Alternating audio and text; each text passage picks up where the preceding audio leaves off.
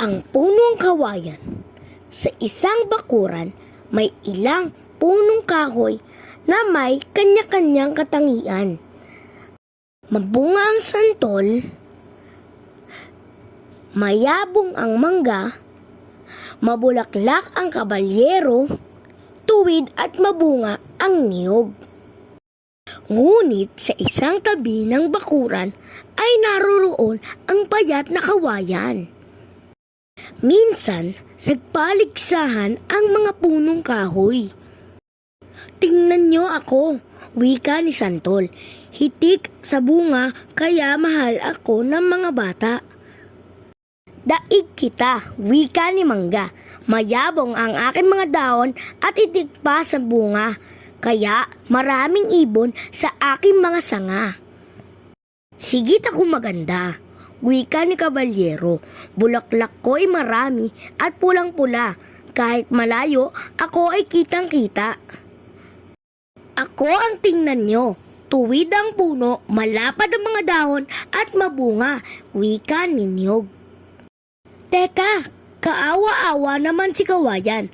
Payat na at wala pang bulaklak at bunga. Tingnan ninyo, wala siyang kakibo-kibo, lalo na siyang nagmumukhang kaawa-awa." Nagtawanan ang mga punong kahoy. Pinagtawanan nila ang punong kawayan. Nagalit si Hangin sa narinig na usapan ng mga punong kahoy. Pinalakas niya ng pinalakas ang kanyang pag-ihip. At isang oras niyang paggagalit ay nalagas ang mga bulaklak, nahulog ang mga bunga at nangabuwal ang puno ng mayayabang na punong kahoy.